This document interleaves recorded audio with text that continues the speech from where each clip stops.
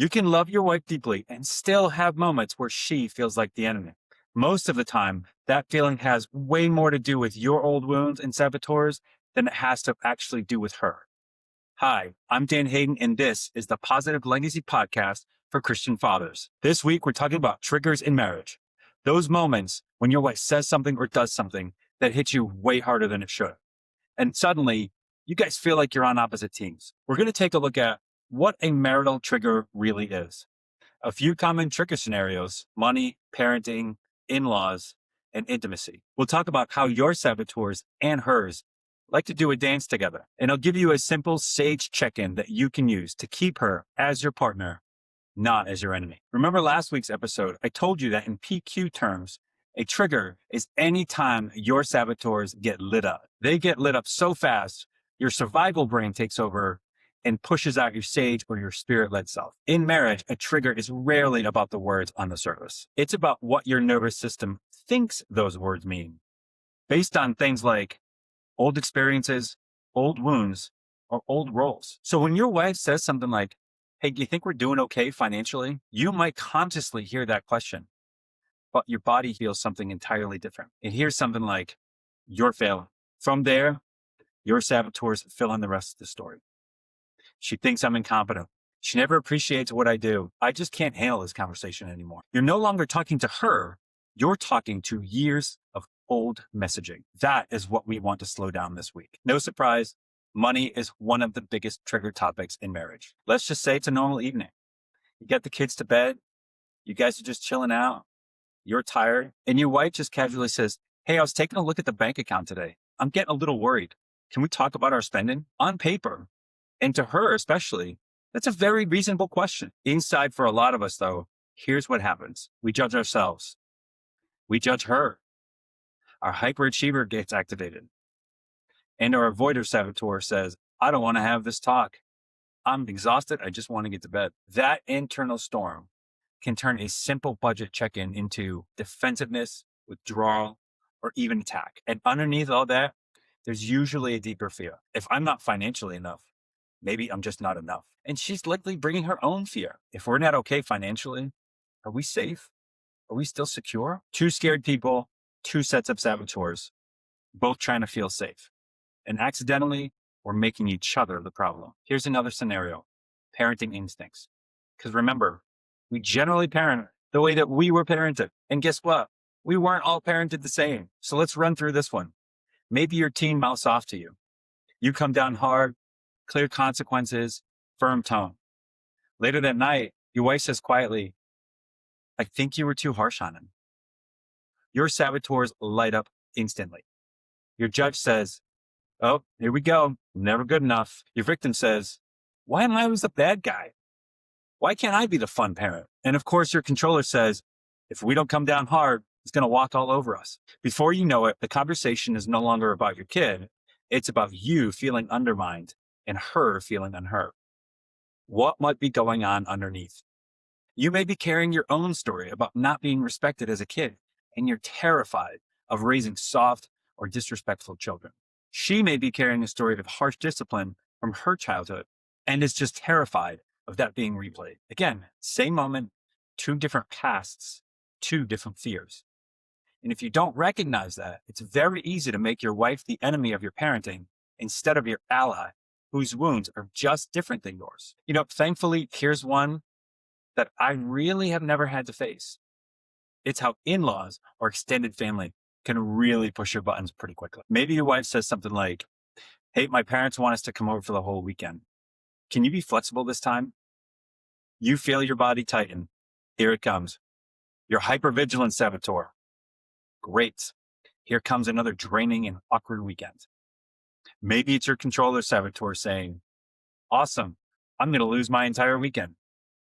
Or maybe your victim saboteur. "No one really cares what I need. I'm just along for the ride."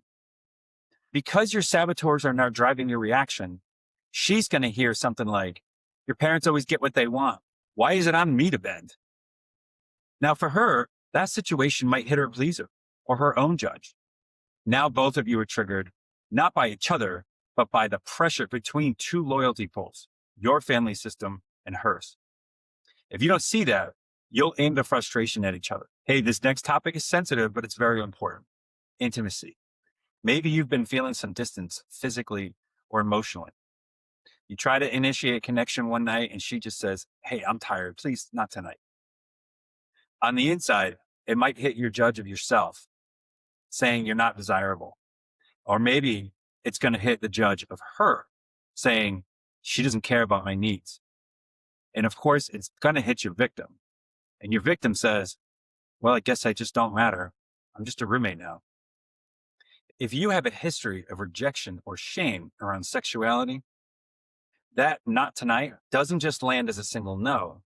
It lands as a you're unwanted. You might withdraw, sulk, make a cutting joke, or just get pouty.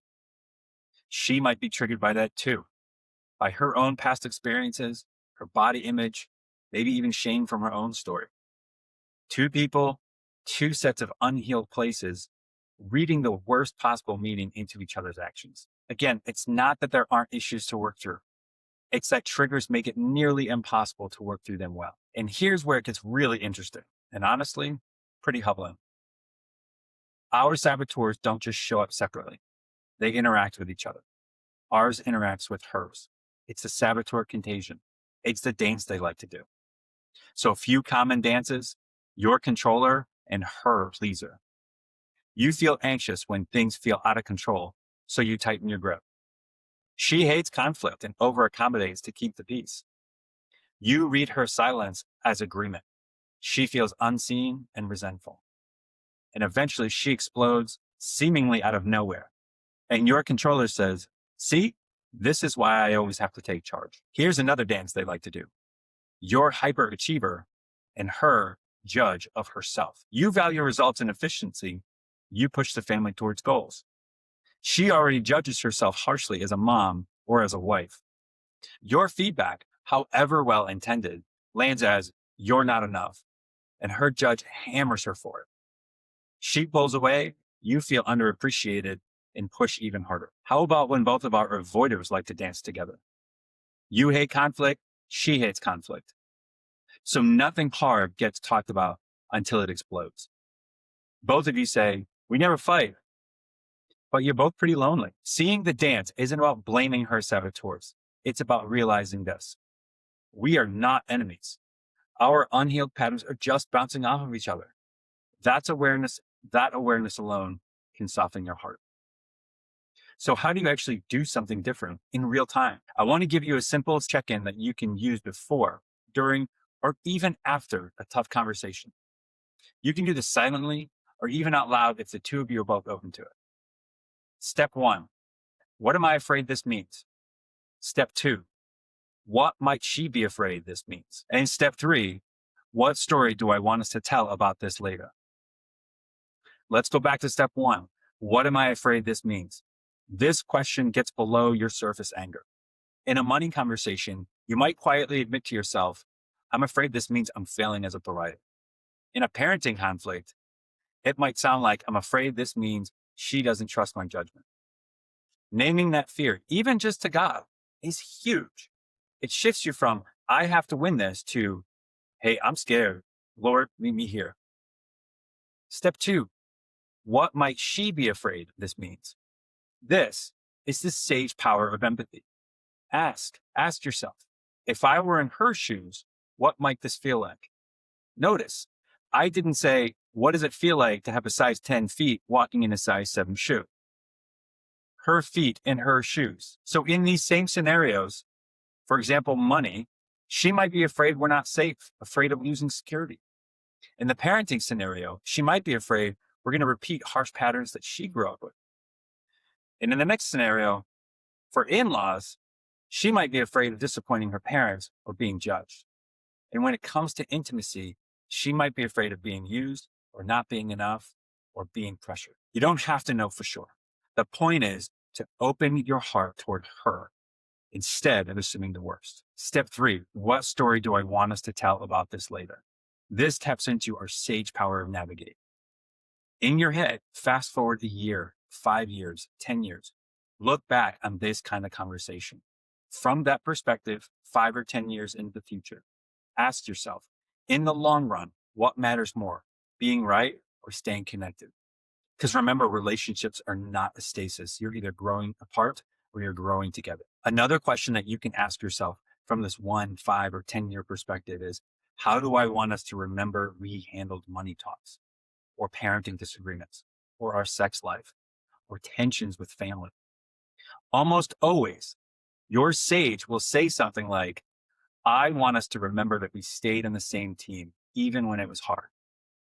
The future perspective can give you just enough space to soften your tone. Ask a question instead of making a statement, or say, can we take a breath and try this again? Let's run the sage check into the parenting scenario. Remember, your teen mouths off, you come down hard, and your wife later says, I think you were a little too harsh. You feel the trigger, maybe your chest tightens. You get the urge to defend. You do a quick internal check. What am I afraid this means? I'm afraid she thinks that I'm a bad dad. What might she be afraid this means? She might be afraid that I'm going to repeat harsh discipline from her past. She might be afraid that our kid will feel shut down and not feel safe coming to us later. What story do I want us to tell later? We were able to disagree about parenting and still stay connected and united. From there, instead of, you're always undermining me, you might say something like, hey, can you help me understand what felt too harsh there? I want us on the same team with him, even if we see things differently. Again, it's the same topic, but a different spirit. That's the sage working in your marriage. As always, here's your challenge for the coming week. Notice one recurring marital trigger: money, in-laws, parenting, intimacy. The next time it happens, don't try to fix the whole pattern. Just run the sage check-in quietly in your own heart. What might she be afraid this means? What story do I want us to tell about this season later? And then let one of those answers change your next move by even just 10%. Maybe you do this by softening your tone or asking one curious question before you make a statement. Maybe it's saying something like, hey, can we take a short break and come back to this? Or even circling back and saying, hey, I realized I got triggered earlier. That wasn't about you. Can we try that again? You're not trying to become a perfect husband overnight. You're learning to see your wife not as the enemy, but as a fellow traveler with her own wounds and saboteurs, just like you. And just like you, she's trying to figure out how to love and be loved. Every time you choose to pause, do a sage check-in, and to see her heart instead of just her wounds, you're changing the dance between the two of you. And that change, your kids will feel it. Your home will feel it. And most importantly, your own heart will feel it. Hey, if you want to connect with other men, and if you're ready to go deeper on stuff like this, check the show notes for my Positive Legacy Academy. Again, that's where we spend time rewiring these patterns in community with men just like you. As you look at this week, which one trigger with your wife do you already know shows up? And what do you suspect you're most afraid it means? Stay rooted in grace, stay curious about her heart and your own, and keep building your legacy one brave conversation at a time. Talk again next week.